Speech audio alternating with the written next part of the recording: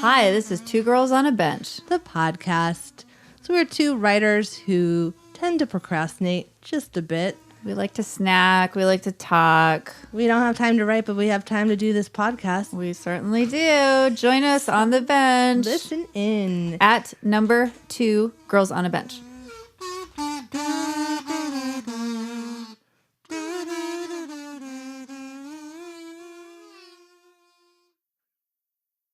Hey there, this is John from Pint Comics. And I'm Lloyd, also from Pint Comics. And I'm the other John, and you get it by now. As you may know, we sometimes use language on this show that can be described as... Filthy. Okay. Reprehensible? Crude? Sure. Nasty. Oh, yeah. Come on, guys. We all know that it's just plain out gutter talk. You've been warned. Listen in.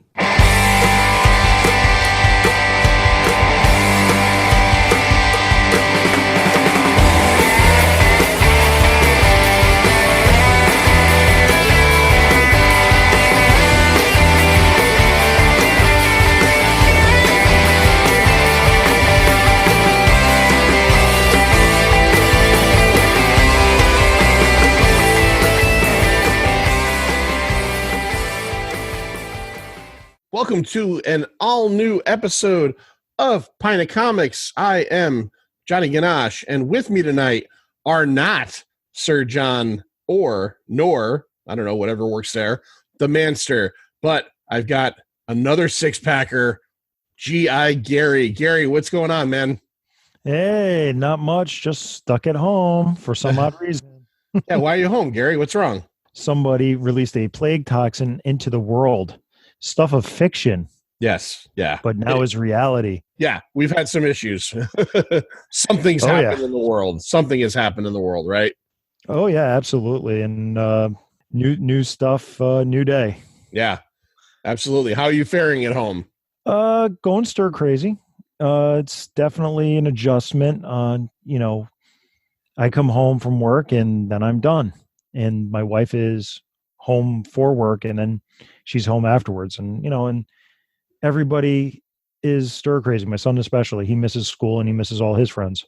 Yeah. And I think we touched on this on the episode you did with us at this point, maybe a month or two ago, but me and you were in New York City in the end of February at Toy Fair. We were talking about this on the train ride and we were going on about like, man, is it safe? Well, this is probably the last time we'll have a chance to get out because it's spreading and, it's not in New York yet.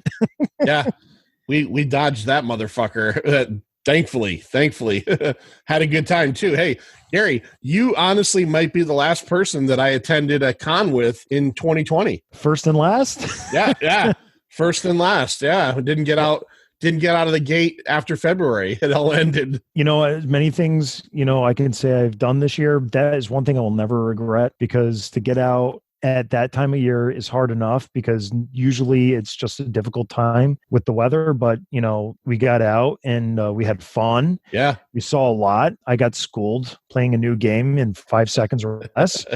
It was something I definitely hopefully we can do it again next year and stuff. Hopefully we get allowed back into Toy Fair. That was awesome. Learned a lot and know what to do moving forward in the future. Yeah. You had actually sent me a picture a month or so after Toy Fair. It wasn't a picture of Toy Fair, but it was the Javits Center probably while it was hosting like New York Comic Con. And then the picture next to it was as it was converted to a makeshift hospital. Yeah, that was I think that was Cuomo that made the call on that to make it a triage center for COVID patients, and absolutely crazy. Just the turnaround the world did in just 4 short weeks. Yeah. All right. Well, you know what? We've talked about this a lot in the show lately. It is the world and we're in it, but let's move on. Let's do 100 proof book project. Okay. Yeah. Let's get back to toys. All right. So comics, toys. Well, this is one that crosses all the boundaries, right? You can't have G.I. Gary, who, obviously the nickname comes from the fact that you are a fan of many different things. You're a toy collector. You're a fan of a lot of 80s nostalgia, Transformers, stuff like that. But obviously G.I. Gary comes from the fact that your main fandom is G.I. Joe. Yeah, absolutely. GI Joe, I stuck with until 1994. 1993, I bought my last figures. Nothing really struck me in 1994.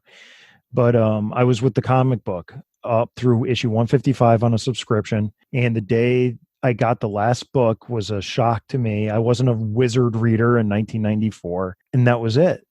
It was like a void in my life. Because I had the subscription, I had the subscription card that said, if you can get another book. And I knew Larry Hama was doing the Wolverine series. So I just switched over to Wolverine, but it was just like this security blanket had been taken away from me at this point. And granted, I'm 14 years old and I'm still reading G.I. Joe and they're in the neon 90s, but it was, something I look forward to every month. I've kept my comic books since then. So for another 26 years, I still have my issue 155 that I got in the mail that day. And at that point, hadn't they changed the title of the book to like Snake Eyes and G.I. Joe? yes, they did do that, but they changed back after the Transformers left. Oh, Jesus. I didn't even know the Transformers were in it. You haven't read that far yet. Oh, my Lord. But yeah. they relaunched Transformers Generation 2 with G.I. Joe because G.I. Joe, the comic book, was still successful enough to launch other brands. The 1994 cancellation was Hasbro's decree. Hasbro pulled the license from Marvel, canceled all the toys because they wanted to do this new G.I. Joe Extreme, which was a political, I don't want to say political, but it was in-house. Hasbro had just bought Kenner, and the Kenner people did not like G.I. Joe. So they came out with G.I. Joe Extreme. Dark Horse got the license to produce the comic books at that point. And I never picked up the Dark Horse books up until about 2 years ago. And I didn't even read them until about 6 months ago. But it was just a completely different shift. They're very 90s, very product of the 90s, pouches and all. Art, very heavy on the inks. I read it, not my cup of tea, but I have it. Yeah, well, it's G.I. Joe. Of course you're going to have it, right? I don't keep everything G.I. Joe. I did have a bunch of the Devil's Due. I don't have a lot of it anymore. The IDW stuff, I still have most of it, but not all of it. It's I don't need to have everything I need. Okay. And for anybody out there that might not know, before we get into what we're going to talk about, what's so special about the current Image G.I. Joe, A Real American Hero series that they may not know? The IDW series is still being continued by Larry Hama. Oh, IDW. I apologize. IDW. But they have one series still being published by Larry Hama, continuing off of the issue 156 and onwards. And they also currently have a new reboot by Paul Allure, which is kind of a post-apocalyptic take of G.I. Joe if Cobra took over the world. It's very 2020. It's very now, but it's a completely different tone. Right. But the original 1980s book reads like the 1980s books, with Larry scripting it the way he does scripts, page by page, where the characters drive the action, not always the other way around. And the IDW series, A Real American Hero, that started at 156, essentially taking up from 155, where the Marvel book left off, is now almost at 300, right? Yeah, it's currently published through 270. Yeah, 270. 271 was stopped with Diamond closing down because of COVID, and the script to 275 has been given into the editorial. To go further, like Snake Eyes is dead, right? Yeah, the original Snake Eyes is dead. Wade Collins' son, adopted son, Sean Collins, is now the new Snake Eyes, also known as Throwdown. He was Kamakura in the Devil's Due books, but now he's Snake Eyes very efficiently, I might add. When Larry did that, the pacing was a little too fast on that, but now he's the new Snake Eyes. And there's also Dawn Moreno, who has Snake Eyes' memories implanted her courtesy of the brainwave scanner, and she's also the female, quote unquote, Snake Eyes. So we got a dead original Snake Eyes, a new male Snake Eyes, and a new female Snake Eyes. Yes. All right. So they're like Snake Eyes. Okay. So one more question before we start talking. Are you a bigger fan? Like, out of the three things that you could say G.I. Joe are known for, how would you place them in importance in your fandom? So, comics, I'm going to go 4 because I know what's going to be last. Comics, cartoon, toys, movies. Yeah. Okay. Yeah. That's very easy. Comics are the most important. It's really tight for the toys versus cartoon. I enjoy both equally, but I'm going to have to, right now, I'll say the toys. So it goes comics, toys, Sunbow, live action series until the Snake Eyes movie comes out. And then might change it then. Okay. Yeah. Are you, not to get too far into them, but are you a fan of either of the live action movies, or were you wholly disappointed by both of them? I mean, the first one's a train wreck. I enjoy watching. The second one is much better, and I enjoy watching that. And Adrienne Palicki is beautiful in every scene she's in. Yes, she is. Every time I see the second one, I've only seen it twice. So about every time I saw it in the theaters with Lou, and I saw it on video once, I realized that it feels like 2 totally different movies. There's the storyline that follows the Joes, and then there's the storyline that follows Snake Eyes and kind of like his trip out to see the Blind Master and all that. And it just doesn't feel like you're watching the same movie. No, it doesn't. And then they try to kind of shoehorn them back together at the very end of the story. It did, because it was shoehorned. It could have been 2 movies, you're right. But it was definitely much more enjoyable. And Bruce Willis was actually pretty fun in the role. A little wooden, but he's still fun to see him in there. And The Rock brought that charisma that he brings into every role. Right. He played Roadblock, right? Yes. Yeah. Okay. Body massage. All right. So what are we here to talk about in terms of, so this is the 100 proof. We talk about a story arc, a trade, blah, blah, blah, whatever. What are we talking about today? All right. The story arc we're going to be talking about is essentially called the Plague Toxin story arc, if you could put a name on it. Issues 12 through 19. And it follows the Joe team in Cobra's plot to infect many people with a plague toxin. And in my notes, it's funny how the use of the plague toxin gets changed and changed and changed again to suit the needs of Cobra Commander as every one of his minor plans gets foiled. So I read these over the course of the last 4 days, and I'm a fan of G.I. Joe, nowhere near you, but as a kid, my fandom was huge. First comic series I think I ever read sequentially. I got it in the mail. As a matter of fact, I think issue 16 was maybe the first issue I got through the subscription service, because as soon as I started reading it, I hadn't read it in years, but I knew where the next page was going. I knew, like, that scene where they take the tarp off the Wolverine. I'm like, I saw that as like an 8-year-old. It hit me. So that's what we got going on. Plague Toxin story, issues 12 through 19, published in approximately 83, 84? 83. 83. Because everybody, you can tell the time period, everybody's a 1983 character. All right, Gary, who is the creative team behind this book? All right, the creative team is Larry Hama on script and writing. You have Mike Vosberg on pencils, John D'Agostino on inks. You have a few guys on letters, and you have a few people on colors.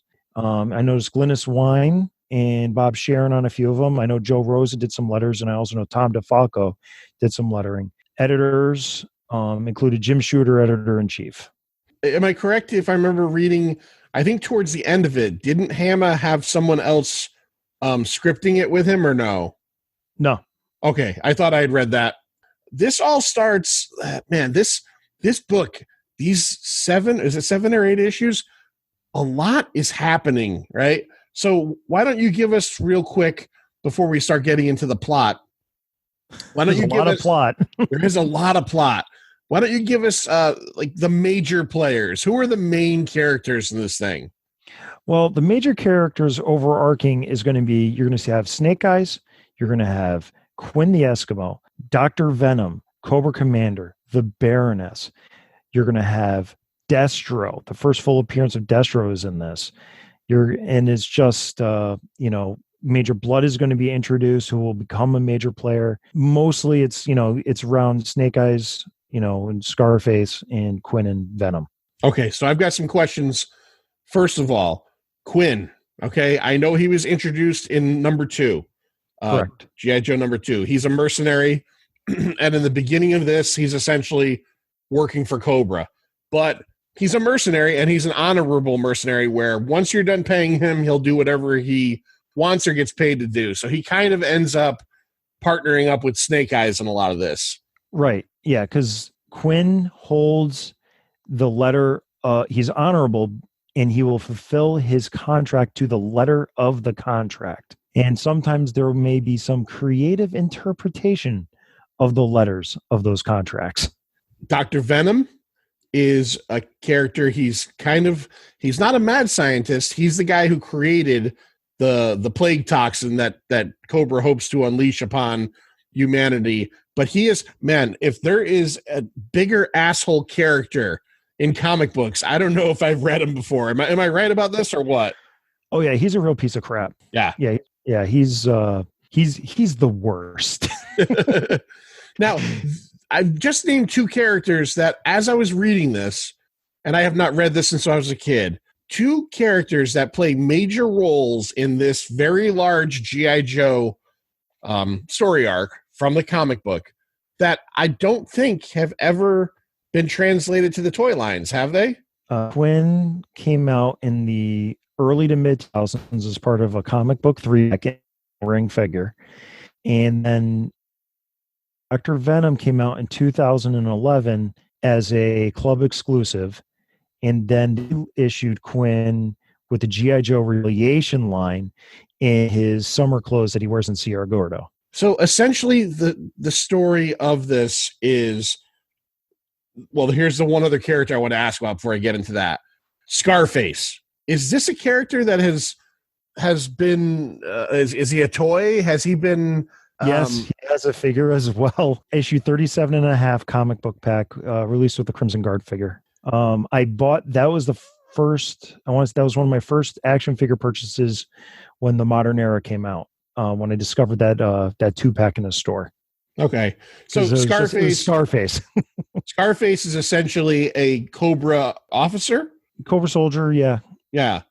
Cobra soldier who he has a scarred face, and he plays a heavy role in this series. And that's what's so weird about this little like chunk of issues of G.I. Joe is that 3 of the major characters that you're following, Scarface, Quinn, and Dr. Venom, never had figures in the original line and never really seemed to.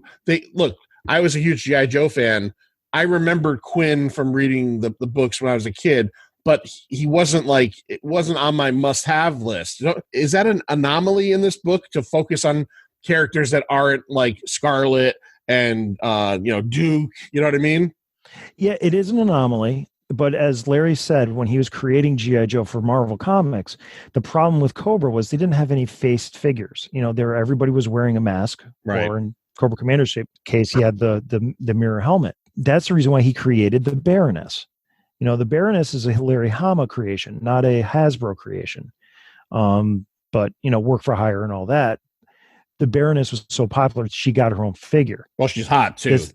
Yes. Yeah. Yes. It helped that he made her a major babe with Herb Trimpe. But the other 3 guys were created out of the same need. Quinn, he was essentially more of a plot device in issue number 2. He doesn't have he has a pivotal role, but it's not a large role. Quinn looks like, to me, what I think Ben Grimm looks like underneath the rocks. Yeah.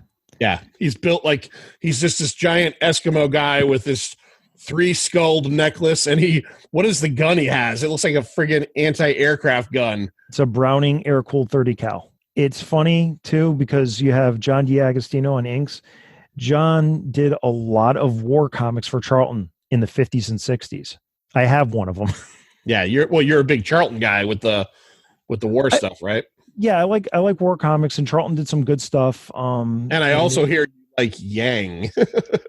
Yeah, Yang's actually really good. It's actually a really good short story, but it's just nice to read. It's like they're dense books. They're like what we're reading in this. There's a ton of stuff going on. It's God, this story arc is so dense in terms of like there's no way we can sit here and easily go issue by issue on a book like this and not totally lose the listener, because I read this fucking thing and I had to keep referring back to like, where is this character now when this character is here? Did you find, I mean, I don't know how many times you read this, but did you find the same type of reading experience that I did? Vosberg's layouts are very good. He definitely knows how to do a great layout, and it is followable. Oh, I don't mean the art was confusing. I just meant there's so many moving pieces and there's so many kind of break offs of characters, like these 3 are together and then these 5 are together and then these 6 are together. Oh yeah, absolutely. Issue 12 and 13, it's like at the first quarter to the first third, it's very confusing until the threads start, when Larry's separating the story lines from the generation point, and as things spread, and the ripples go, in different areas. But as he starts bringing it back together, it gets cohesive again, and it's actually that's why one of the reasons why I picked this is because it's very well done. Everything flows naturally and comes back together naturally. But like you said, at the beginning, it's hard. You got to use your brain to keep track of all this stuff. Yeah, because it starts off with essentially the Joes chasing down a Cobra soldier, Scarface, shoots Breaker, right? Is he Breaker he shoots, gets away, and then the Joes decide that they're going to go on a mission to where did they end up going? Sierra Gordo. Yeah, the first Sierra Gordo.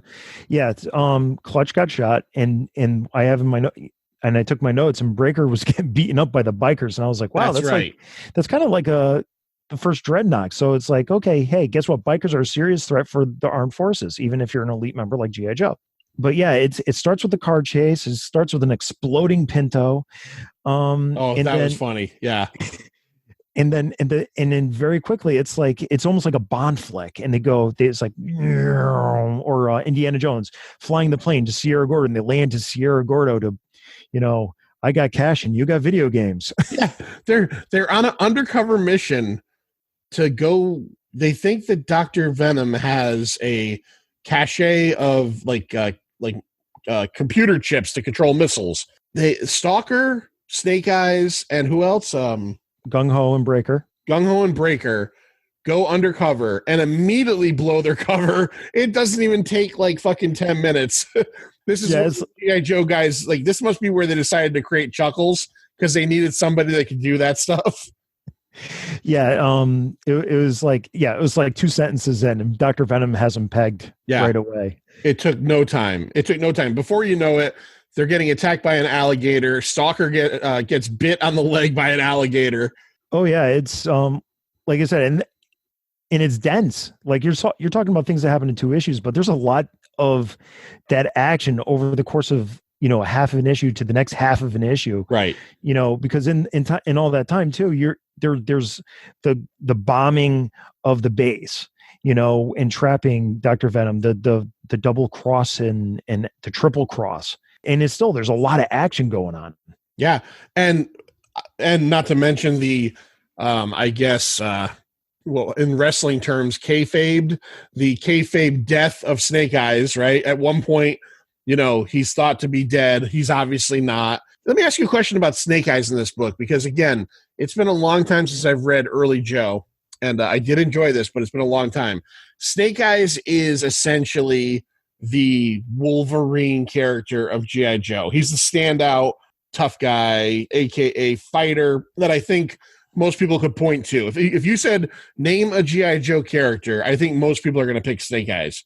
Yeah, absolutely. Now, that being said, in these 7 or 8 issues, he is largely ineffective in this book, and not just kind of ineffective, but like completely overshadowed by particularly Quinn. Yeah, because Quinn's personality, the personality that Quinn has in this book, especially the dichotomy with Dr. Venom for the issues that they're all teamed up as a threesome. Right.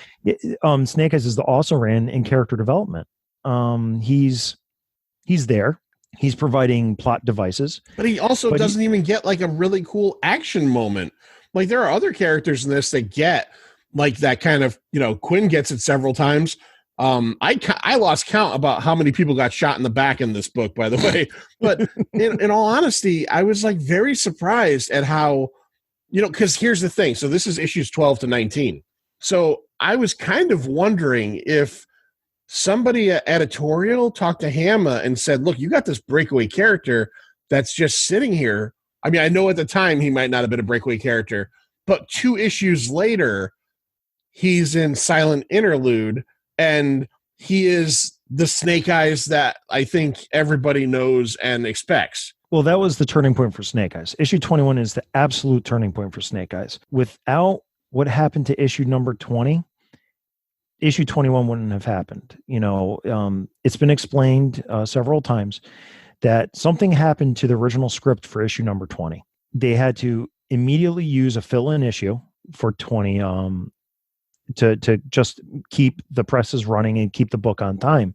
And then while that fill-in issue was being printed, the Evergreen story, Larry had 3 weeks to complete issue number 21. And he came up with the way of, if I don't do dialogue and if I do breakdowns and give it to Lealoa, who was an exceptional inker and a fast inker to do the inks, we can get this book done in record time. In this way, issue 20 was on time, issue 21 was on time, and then issue 22, which is the actual follow-up to issue 19, was also on time, but that was the original script. But because 22 was essentially a re-script from what Larry Hama remembered of doing from issue 20, he put in other aspects of 21, which now Snake Eyes became the ninja and Scarlet had been captured, which wasn't in the original script. Okay. All right. And, but at this point, Snake Eyes is just an adept commando who doesn't talk. He's a mystery. Larry hadn't figured him out yet. It wasn't, Larry scripts page by page, and he says that in almost every interview he does. So he hadn't got there with the Snake Eyes character yet. Wait, real quick, did you just say that Larry Hama scripts page by page? Correct. Because I don't mean this in any way against this book, but I had a large feeling that as I read this, that he was going along as it went along. Like, I didn't have a strong feeling that he necessarily knew where every issue was going to end up. I just feel like so now we're on a plane to Coney Island. You know what I mean? Like, it just seemed like that to me. And now you're kind of saying that and kind of, I guess, solidifying that. Yes. He's definitely an old school comic book writer. Even today, he treats every issue as if it's somebody's first issue. It's always been a welcoming book. The only other book today that I've ever read like that was Savage Dragon, which does it in a different way, but it's still similar. It's like you pick up a book and you can immediately catch up without, having to do that page of prose in the beginning of what happened last month. Right. But he's kept that, and it's I've always enjoyed that. And he does eventually have points like in his plot. Like he's like, okay, this is what I want to do here. Let me get to that point in 3 pages. Sometimes it works out very well. Like I think these 8 issues end perfect. I think it's a perfect, it's one of the best, neatest ties that he's ever done. But then there's other times where he doesn't stick the landing. And that's like, I would say the death of Snake Eyes when, how the pacing's all off on how Sean Collins becomes the new Snake Eyes. It's just the way it is. But by and large, that's the way he writes. And by and large, he's pretty good at it. Okay. All right. I agree. I think this ended really well. And I do like Larry Hama as a writer. Another question for you. Well, I guess more of an observance before a question. This book, these 8 whatever issues it is, this is absolute JCPenney wish list masturbation material for any 8-year-old who was into the G.I. Joe toys at the time. Because my God, I don't know about the rest of the series in terms of like my memory, but they jammed every vehicle that they could have jammed into this book. Yes, and he did it. It's mostly it's done mostly natural. No, it was totally natural, but I could also see where the people at Hasbro were like rubbing their hands together. You know what I mean? Oh, absolutely. But the biggest one was when they're invading Coney Island to get Scarface. Is like Torpedo and Rock and Roll go on the Manta. It's literally they're on the APC floating to Coney Island, and then decide to just break out the Manta, and then those two guys will surf onto the Coney Island. It's like let me it's ask not you a like you're question. storming a different beach. You're storming Coney Island. Here's a question on Torpedo in particular as a character. He is now obviously G.I. Joe has always been kind of known for like maybe some of their gear not really making sense, like Quick Kick. You know, he's wearing gi pants and he's got a bandolero of shurikens, no shoes. You know, this is a guy who's going into battle situations. In the Arctic Circle. What the fuck is up with Torpedo wearing his full scuba gear no matter where they go? I mean, and I didn't look, but I'm going to ask you, was he wearing flippers too or no? Oh, yeah. Especially when they're defending the United States Mint in Washington, D.C. Yeah. It's like you see him wearing the flippers as he's shooting the guys shooting the Cobras in the Mint with his spear gun. Yeah. I'm going to have to put a picture up when we put this episode out. If you're not familiar with Torpedo, he's their scuba underwater demolition guy, right? Is that his whole thing? Yeah. He's dressed as a diver, but he is a Navy SEAL. Rod Wiggum got the spirit of him better later on in the series by, dressing him in above ground clothes when they did a ground assault. That's what I'm saying, is give him a fucking regular uniform. It literally is every time this guy, I don't think there's a part in this whole thing where he dives. He's constantly above ground. And meanwhile, he's in a wetsuit with flippers on and a harpoon gun. It's like, okay, hey, look, again, this is a comic book that has been going pretty solidly for almost 40 years. It's a huge thing at the time. But you're still talking the second year of a book, which most toy, quote unquote, toy books didn't get. Well, what I was going to say was obviously me kind of making a joke about this didn't matter because it proved beyond that. But it's still kind of funny, and then there's little things like you said with Larry Hama with the writing, being an old school writer, that reminded me very much of like Chris Claremont's X-Men, where every time Destro talks, he has to mention how, not just him, every time Destro talks and every time someone talks about Destro, they have to mention his like beryllium steel, stainless steel mask. Like, okay, we get it. You've got a fucking stainless steel mask on. It's over. Yeah, he doesn't have a gray head. It's not a coloring mistake. Yeah, it's silver. It is. It's funny. Yeah, Destro's very monologue-y. He's a little bit of Dr. Doom, and that he needs a great character. But I mean, but you can tell. Like the other thing is like Mike Vosberg is like he had here's the action figure. This is how you're going to draw Torpedo. This is the action figure. This is how you're going to draw Gung Ho. CoverGirl, short red hair, short like brownish red hair. Oh, CoverGirl had a nasty little comment for Scarlet. She said Scarlet basically had a busted ass face. I was hoping for them to start fucking like scratching each other and kissing, but it didn't happen. And that was another big toy moment. I don't know where I had the toy as a kid, but when they pull the tarp off the Wolverine, I literally could see kids around America's nipples getting hard and just going like, I want that. Oh, you didn't have them scissoring, did you? No. Well, hey, you know what? If not kids around America, definitely not. No, Scarlet and CoverGirl, I might have had them scissoring. If the Baroness got involved, maybe. And then what was Zartan's sister's name? Zorana. Yeah, the four of them would just be doing gross things to each other's vaginas. All right. So, Gary, give me some key points of ongoing G.I. Joe importance in this arc. Like you said, it's the first appearance. Give me some first appearances. Give me some things that build on to go further. Give me some of that stuff. Well, first appearance of, like I said, we said CoverGirl. First full appearance of Destro. His first shrouded appearance was issue number 11. But then you get first major blood. Did I say first major blood? First Wolverine and CoverGirl. First Tripwire. That was issue number 16. Was a toy issue. That was an issue where it's like, hi Larry, these 1983 toys are coming. These guys need to be in it. That was really the only one that I would say was really the huge one, other than when they used the Manta. That was another but that's literally, they used it for two pages, and then Torpedo went to get down with the girls on the beach. I don't know if I was reading the last couple issues kind of tired, and I didn't know if I had missed that because they were looking for a Torpedo, and they're like, oh, he went down, and like there was a lot of like sexual allusions as to like the fact that here's this, you know, your squad, your Joes, your boys, your girls, you're trying to save the world, and Torpedo is busy like getting fucking laid.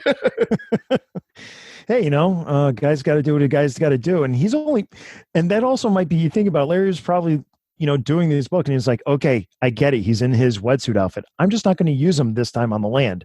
Yeah. Because, you know, he probably was cognizant of the fact. So, yeah, like I said, he was getting down to some heavy maneuvers in the sand. And then, like, I guess the only other big notice was the 1983 Joe HQ. They mounted it in the garage. They built it in the garage and raised it up into the motor pool. And that was really it. I mean, it wasn't really a toy driven book for these issues. It was mostly story. And what Joes, besides like Cover Girl, were there any like G.I. Joe characters that were new at this point?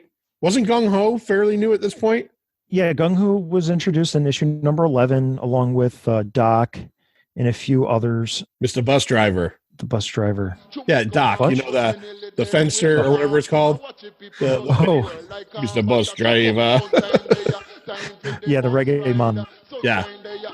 Yeah, but a lot of the guys were introduced in number 11, but that's essentially a one-shot story with Snow Job and the ski mobile and the gliders, but they didn't bring them over into this one.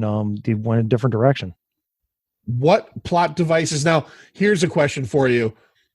We get it. They've alluded to, obviously, prior to this, that Destro and the Baroness are in love, or they're having like an affair, and they're keeping it very secret from Cobra Commander. But I don't remember as a kid when Baroness gets quote marks killed. She doesn't actually get killed. She ends up burned severely and taken to the Joe's headquarters. But unbeknownst to Destro, he thinks she's dead. He's like catatonic for 2 issues because of this. Like, is this a guy you want on your side that like he just can't get over that? Like, how long has he been with her for? Yeah, you don't know. And you don't know the depths of his love for her and his, and the emotional commitment he has to that relationship. But the weird thing, it was kind of a real quick twist because Baroness was the first zealot of Cobra.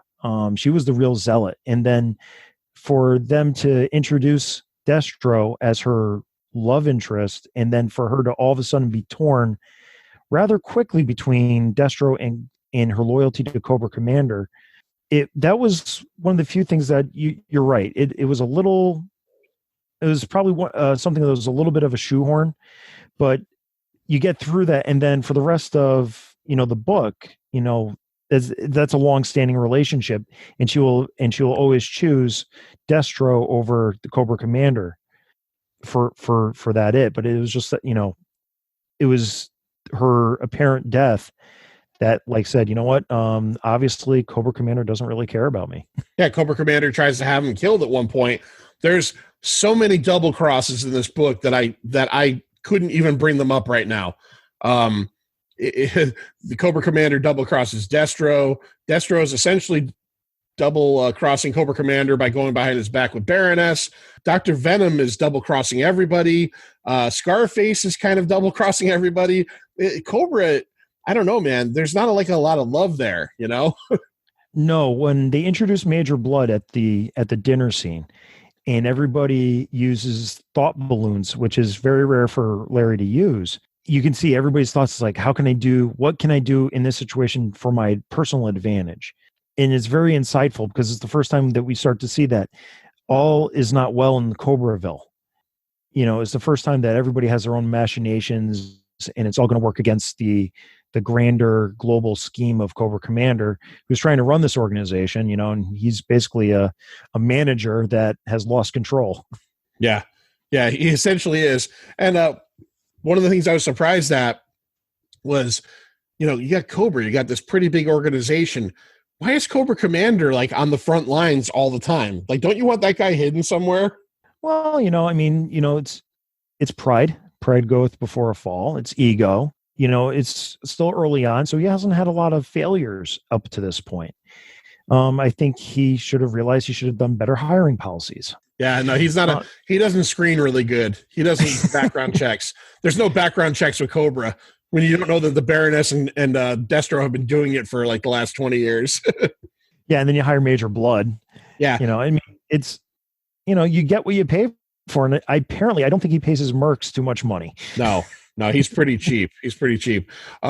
Gary, what are some things in this story arc as a Joe fan that you absolutely love? Like, give me like one or two things that like you love and hold on to from this. And one or two things from this story arc that as a Joe fan, you're like, oh, I wish they did that differently. It's probably going to be easier for me to list what I wish they did differently. It's basically with Hawk. At the very end, when he's building the prefab fortress, he has everybody brings them in to the pit. Okay, you got Baroness there, you got, Scarface there, Major Blood there, General Flag there. And it's like, you do realize Cobra's going to attack, and this should be against the Geneva Convention. And General Flag's like, well, I support you, Hawk. If this is your decision, I'll stand by you. It's like, dude, he's violating the Geneva Convention. Yeah, well, he pays for it. They both pay for it because at the end of this book, General Flag gets murdered, right? Who kills him? Scarface? Yeah, no, Major Blood. Major Blood, right? Major Blood goes to save himself and to save Baroness's leverage, and he leaves General Flag shot in the back, bleeding out. And Doc says, I got to save General Flag. And Scarface is like, what about me? I'm chained to the wall. He's like, you're still alive and you're still mobile. I got to take care of this guy first. Right. And Scarface is killed in the blast, gone. And then at the same time, on the other side, you have Quinn, and you have the resolution of Snake Eyes versus Quinn versus Dr. Venom.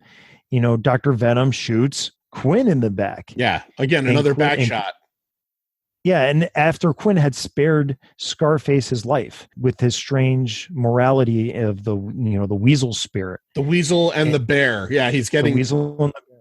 He's getting very Eskimo Inuit spirity there. Yeah. Yeah. And this is something that, he says, listen, I spared your life. I will hold that promise to my last breath. And when he dies and he falls, he reveals a grenade. The spoon pops off and it blows up, killing Dr. Venom. Yeah. Well, what he says, poetic justice. Right. What he says is, I'll paraphrase it a little bit, is he says, as long as I'm alive, I will not kill you. And then Dr. Venom shoots him in the back. He drops dead at his feet, and the grenade rolls out of his hand and blows the fuck out of Dr. Venom. And well, Quinn's already dead at that point as well. Was this the first appearance of the snakes, the robotic armor? Yes. Yeah. That was the first appearance of the snake armor. Which, if you go to Pint Comics YouTube channel, you can see Gary did a video, right, about, what was that? A Night Force one, or was that a... It was the 1985 Blue release. It was Convergence 4, and that was our tie-in video for that. And the theme of Cobra Convergence last year was the color blue. So I chose something from my collection that was blue that I didn't think a lot of people were going to review. There you go. We've been talking about G.I. Joe. Now, this book was not subtitled The Real American Hero at this point, right? Oh, yeah. The whole Marvel run is G.I. Joe : A Real American Hero. Okay. All right. It's not on the covers, though. Like, it's on the covers now, right? Of the IDW series? Yes. Okay. So were there any other points that you wanted to hit? I know we didn't, we kind of just talked about it very broadly, and I asked you some questions. Were there any points of anything of any importance that you wanted to hit on? Well, one of the big things was, like, I want to talk about CoCo. Yeah, sorry, Cobra Commander. Wait. Do you nerdy G.I. Joe fans call him CoCo? Yes. Wow. And you caught yourself. Like, you knew you weren't talking to one of your people. Yeah, so because instead of writing Cobra Commander out, my notes just wrote CoCo. CoCo. Wow, that really takes any of the danger out of that guy right away by calling him CoCo. Well, he's hot and brown. But yeah, the big thing was like he's like, okay, we're gonna have this, plague toxin, release it into the world. His first part is to get it into the mint, and then that fails. It's to get it into Scarface, and then to get Scarface into the GI Joe headquarters, and they'll find out where the GI Joe headquarters is by the quarantine procedures. I thought that was, I didn't get that at all. it was like, it just changed. It was like, hold on, what's your real plan here? And that was, like Dr. Venom is like, yes, you need this part A and part B, and then you get your plague. And then he's like, but when all the double crossings going, he's like, haha, he didn't realize he needed part C. The way he kept himself alive until the very end, bargaining for his life. Yeah. Is Dr. Venom a part of Cobra or like a independent contractor? Because if he's an employee, he's the fucking worst. Well, why do you think they wanted to off him? Yeah. I think it was a member of Cobra. They don't really get too much into the lore, so to speak, because really he's not in it long. He dies in issue 19. Was he in it a lot in the first 11 issues or no? Not really. I think issue number 2, and that's about it. Really? Interesting. He's but he was a creator. So now the other point want to make is issue 19. You have all the deaths: Dr. Venom, General Flag, Quinn, Scarface. The reason why they all died was Larry had to get rid of his characters to make room for more Hasbro characters. So in order to leave room for him to write about people, he needed to get rid of some. So that's the reason why they died. Really? So yeah, they killed off Quinn, they killed off Venom and Scarface, and I didn't realize Flag was a Hammer creation. Yes. Oh wow. Yeah. So and then but Hasbro took some things that they liked from what Hammer brought, and they introduced it into the toy line as well. That's the reason for the USS Flag. They're like, oh, we have this guy that died in the comic book. We'll make a toy after him. Oh, okay. I don't know if I ever realized that. All right. Look at that. Hit me with some trivia. Yeah, it's How many flags do you have now, Gary, by the way? just one. You got rid of the second one? Yeah, that one's in Montana. Oh, well, at least someone in Montana's happy. Someone in Montana is having a good time. Oh yeah. Yeah. So, I mean, that was really the big thing. It's a good creative team. The pencils and inks were pretty good. It looks dated now. I'm sure Vosberg's pencils, like if they found the original pages penciled, I think they would look a lot different just for the printing side. But everybody seemed to work good on the story, and it comes together nice. It ends in a bow. It's kind of like the Empire Strikes Back moment where the good guys win, but at what cost? Right. Well, yeah, because at the very end, Hawk is essentially kind of like saying, okay, we did it. Everybody's kind of together.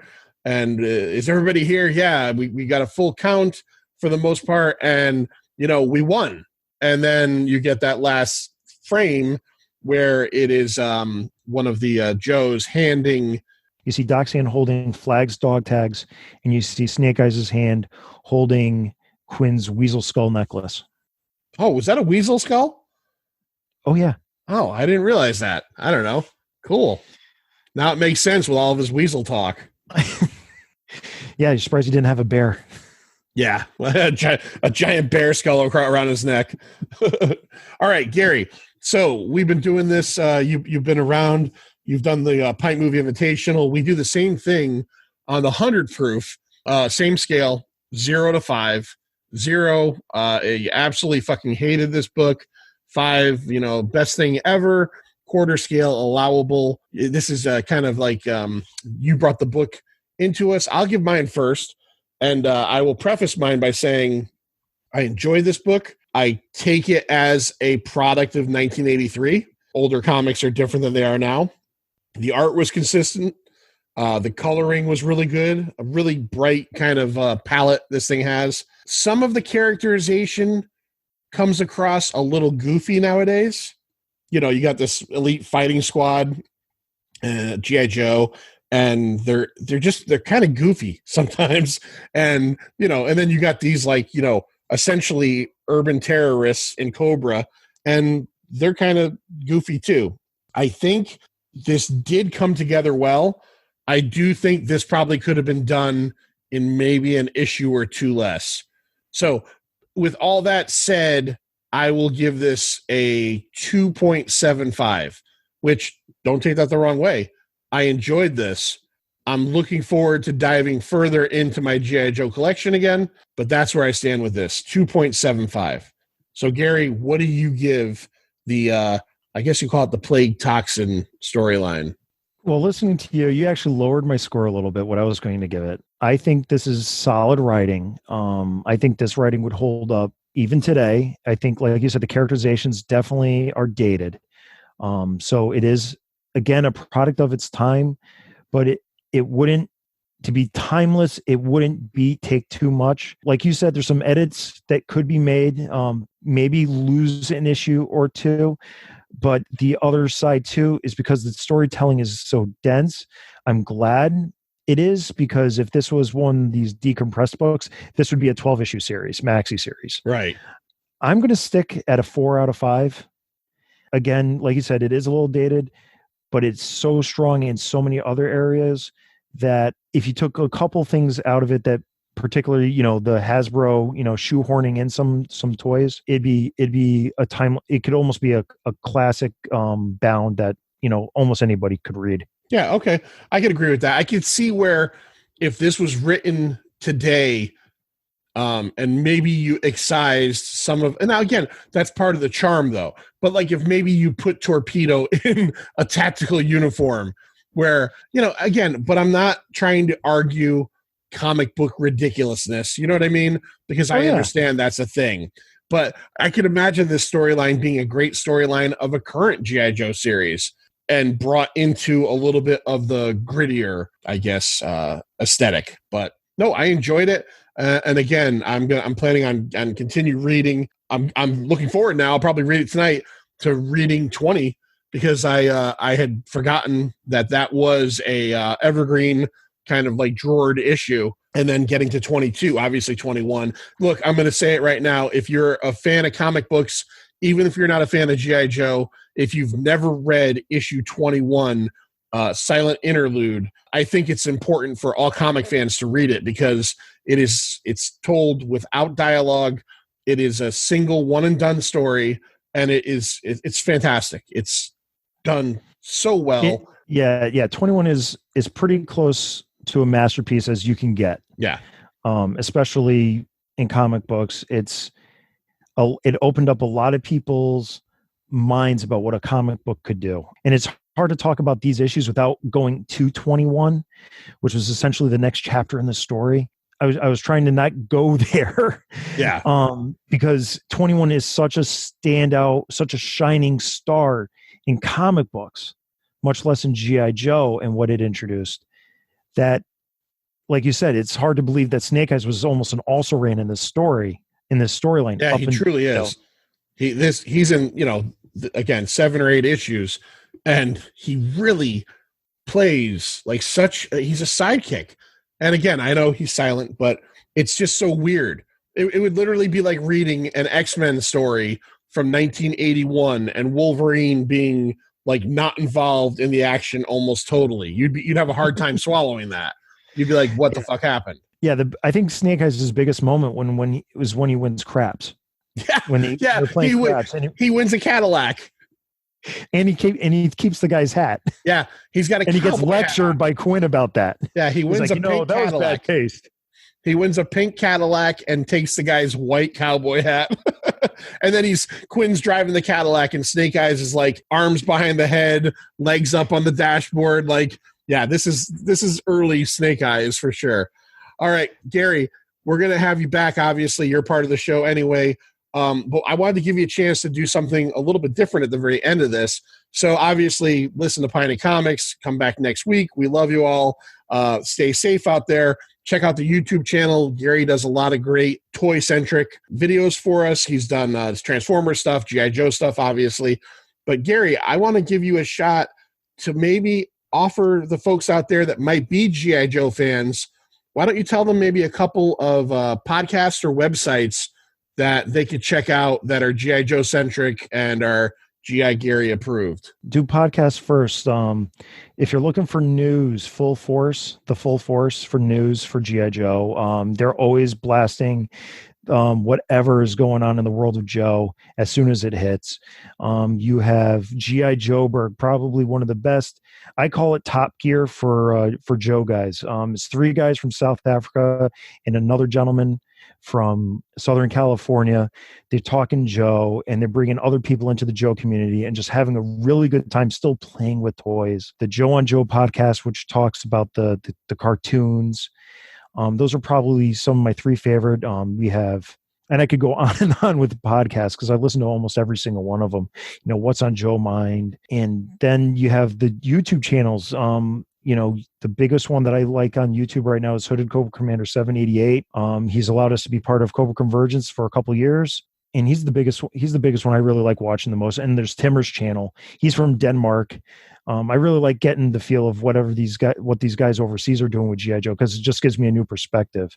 Right. Talking Joe. Those guys are from Great Britain. It's just like I said, and they cover nothing but the comics. So there's a lot of good Joe content out there to consume, and it's great. What is the comic called out in Britain again? Action Force. Action Force. So if you've ever seen an Action Force comic and thought it looked familiar, that is the British version of the G.I. Joe comic, right? Right. And Action Force is different than G.I. Joe. So don't pick up an issue of Action Force expecting a retread of the G.I. Joe stories from America. They are their own books written by Marvel UK.